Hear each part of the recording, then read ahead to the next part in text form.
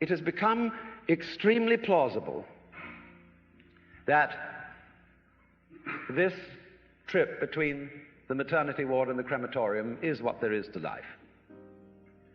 And we still have, going into our common sense, the 19th century myth which succeeded the ceramic myth in Western history. I call it the myth of the fully automatic model. Man is a little germ that lives on an unimportant rock ball that revolves about an insignificant star on the outer edges of one of the smaller galaxies.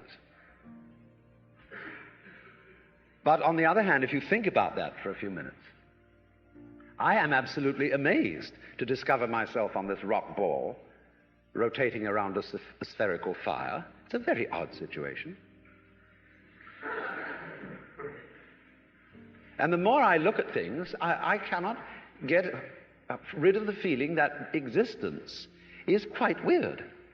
I know that. See, a philosopher is a sort of intellectual yokel who gawks at things that sensible people take for granted. And sensible people, existence is nothing at all. I mean, it's just basic, and just go on and do something. See, this is the current movement in philosophy. Logical analysis says you mustn't think about existence. It's a meaningless concept. Therefore, philosophy has become the discussion of trivia.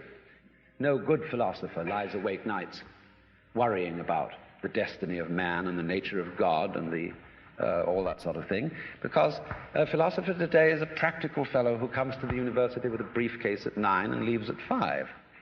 He does philosophy during the day, which is discussing whether certain sentences have meaning, and if so, what. And then he would, as William Earle said in a very funny essay, he would come to work in a white coat if he thought he could get away with it. Problem is, he's lost his sense of wonder. Wonder is like, in modern philosophy, something you mustn't have. It's like enthusiasm in 18th century England. It's very bad form. But you see, I don't know what question to ask when I wonder about the universe. It isn't a question that I'm wondering about, it's a feeling that I have. Because I cannot formulate the question that is my wonder. The moment my mouth opens to utter it, I suddenly find I'm talking nonsense. But that should not prevent wonder from being the foundation of philosophy.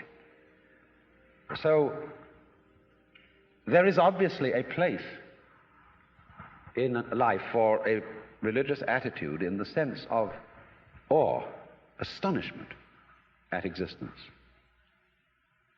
And that is also a basis of respect for existence. We don't have very much of it in this culture, even though we call it materialistic.